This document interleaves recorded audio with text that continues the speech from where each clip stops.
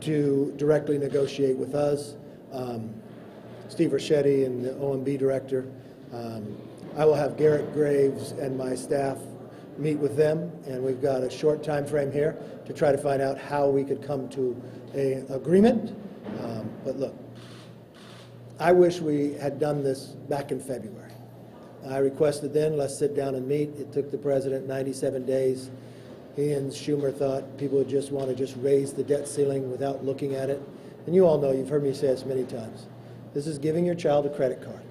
But they keep reaching the limit, and you have every year after year just raised the limit to a point that now you can't afford it.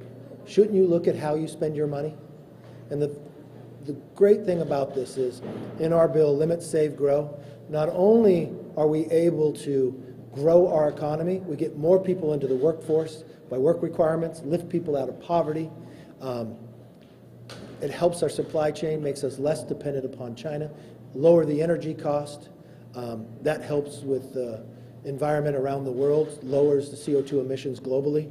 Then when you look at permitting reform, that in itself will help America build things again, help us to compete around the world as well, something that every American wants. Cut that red tape so we could build the things that we desire.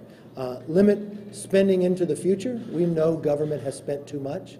And the savings, I mean, only in America, only in Congress would it be up for debate of whether, with a pandemic over, billions of dollars you already appropriated that people have not spent for 2 years, to pull that back and give it back to the hardworking taxpayer of America. I don't see how that's even debatable, but only in Congress do Democrats think they have a hard time doing that. So that doesn't mean we're going to get to an agreement. All it means is I think the process is a better process, is something I've been requesting for a long time, that gives us a structure to actually be more productive, but a short time frame to get it done.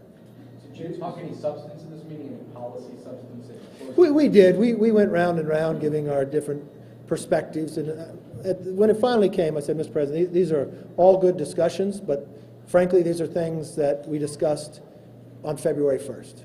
Had we been able to talk for those 97 days, we could have got a lot done. We could have talked about broader things. But unfortunately, you narrowed what we could talk about. You made mischaracterizations of what Republicans would do. We actually proved today we're spending more on veterans. So let's stop the political games. Let's get down. We've only got 15 days to go. And let's be serious about this. And he agreed with that tactic. What number are you looking at for in terms of total cuts to attach to the debt ceiling increase? And are you open to a debt ceiling increase of 2 years? Look, go beyond 2020. Look, in the Republican plan, we raised it for $1.5 trillion. We cut almost $5 trillion. Or made savings, found that we could find the savings. I think anytime somebody wants to raise the debt ceiling more, show me where you want to save more. That's really the framework that we laid out. We're open to discuss, but from the same perspective is, if we're able to save $5 trillion to raise the debt ceiling and you want to go longer, you got to be open to doing more items as well. But are you talking going lower than that? Out of all the things that are on the table, why draw a red line about work requirements, and do you have other red lines? Look, I look at the bill we passed. We're the only ones that have been able to raise the debt ceiling. What we look to is limit, save, grow. I want to curb inflation. We all know how inflation created in America. Democrats spent $6 trillion more dollars. Every economist will tell you, everybody warned us about it. And then unfortunately, even the Treasury Secretary lied to us about it, said it was transitory, when it caused more damage and harm to every American. What we're able to do by limit is curb the inflation. We want to get off our dependency on China. How do we do that? We help our supply chain. We get more people into out of poverty into work. And remember what we're talking about when we're talking about work requirements. It's only for those people who are able-bodied with no dependents. You could be going to school, no problem. You could be looking for work, no problem. Wisconsin just passed this by 82%. The president, as senator, voted for it. We find every statistical data, it helps Americans get better jobs and work. And then let's just turn it on its head. So if you take a Democrat position, what you're telling to Americans is, I need to go borrow more money from China to give to somebody who's able-bodied, no dependents, and pay them not to work. Well, what you really want to help them is get them into the workforce. Give them a sense of pride. Give them more in common. Every statistic tells you it helps the individual. And I want to help more Americans. I want to get us off the dependency of China. And I want to curb inflation. But more importantly, I want to stop that supply chain problem too. Yes, ma'am. Would you or are you considering something that the Democrats want adding to the table, like an extension to child tax credits? Look, if the Democrats want to pass a bill and we can go to conference, I'm more than welcome to see what the Democrats can pass. The Democrats control the Senate. They've had as much time as we have. They talked about it for a long time, but they've passed nothing. So I don't see why adding something new would help. Yes. Had you expressed work requirements as a red line either to the White House or the rest of leadership?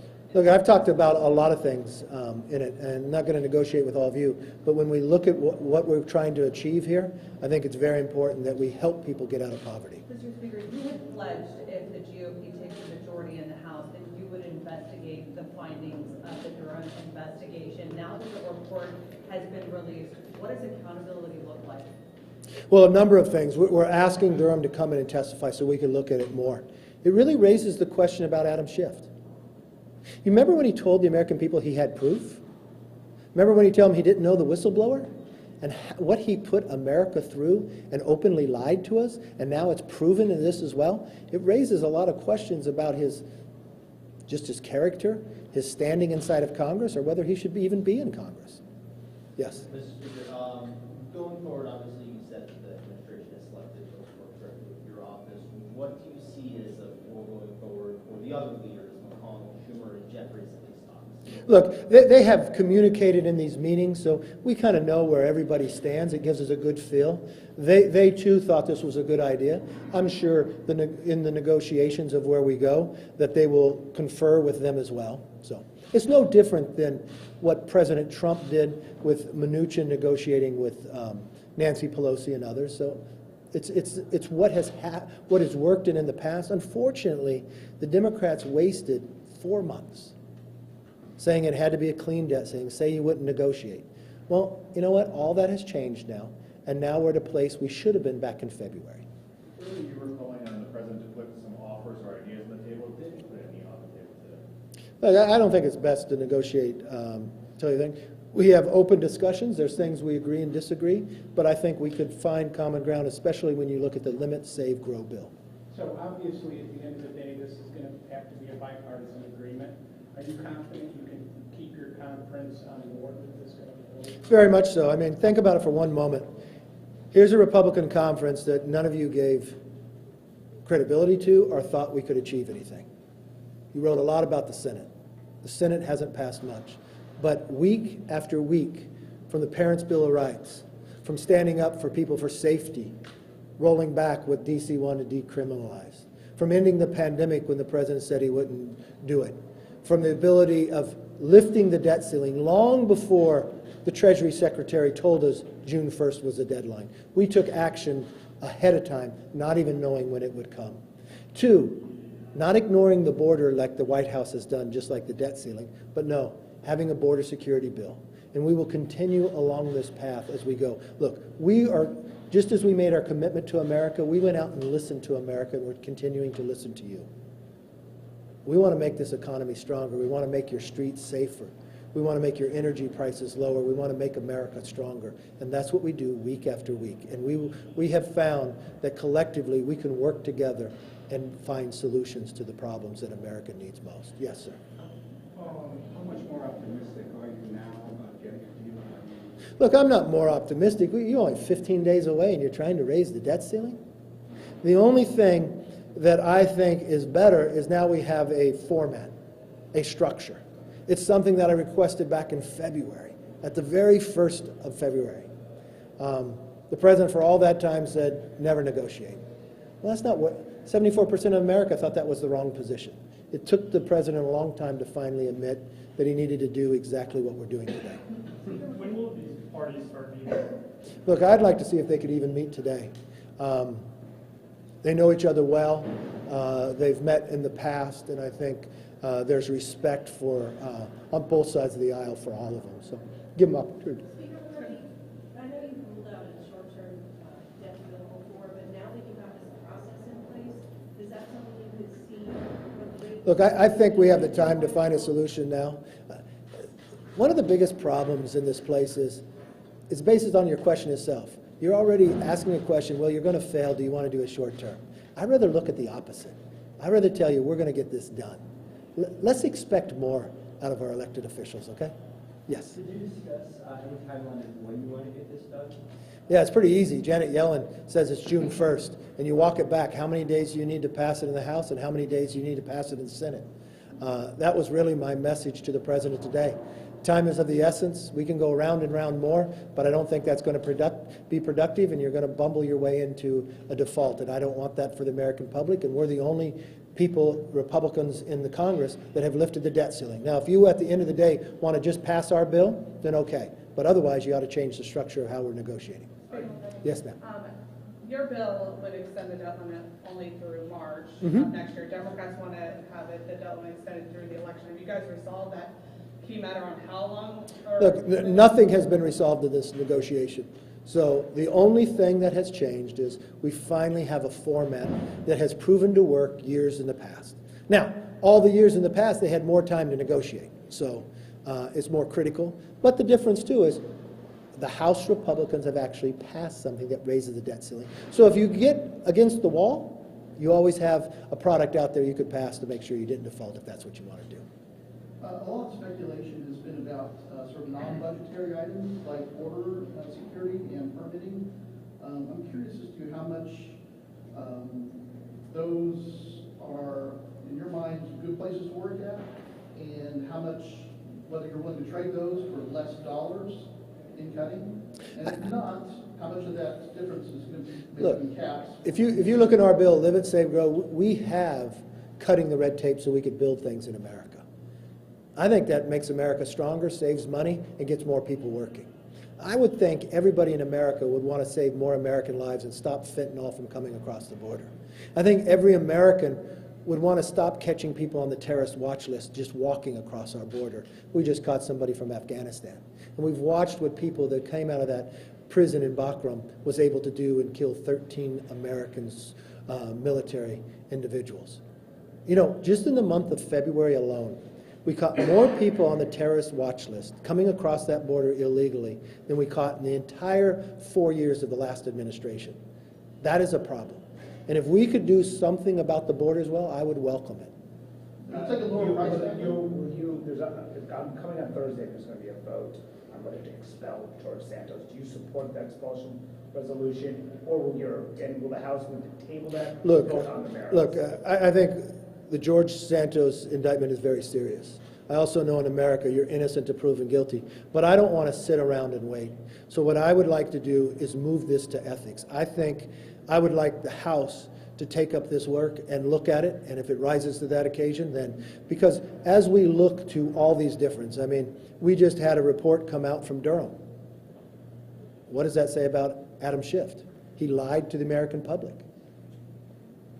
Should he be expelled from Congress as well, taking Congress and America down through the path that he did, lying to us?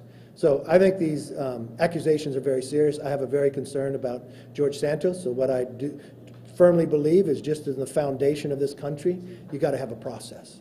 So I'm going to ask that the ethics look at this and don't do a short time basis. I mean, don't do a long time basis. I think we can look at this very quickly and come to a conclusion on what George Santos did and did not do through ethics, a safe bipartisan committee, equal number of Republicans and Democrats, and I think that's when you bring it back to Congress, and if it rises to the ability to. I would like to refer this to ethics. I'll have a conversation with Hakeem. I would like the ethics committee to move rapidly on this. I think there's enough information out there now that they could start looking at this, and I think they could come back to Congress probably faster than a court case could. To be clear, are you saying you're going to move to expel Schiff?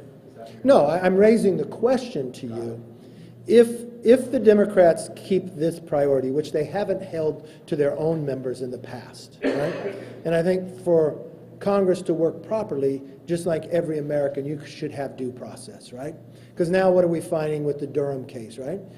The Democrats rose and wanted to impeach President Trump based upon a made-up Russian collusion, where it was pushed in this Congress by Adam Schiff. They actually changed the rules of Congress not to do impeachment through judiciary. They went to Adam Schiff's committee. Adam Schiff went on television and said, I have proof, and lied to the American public, and he took this country down for 4 years, spending millions of dollars, but at the same time disrupting democracy. If you really care about democracy, can you lie and make a false report to take a president down, going against what the voters have voted for, and you stay in office?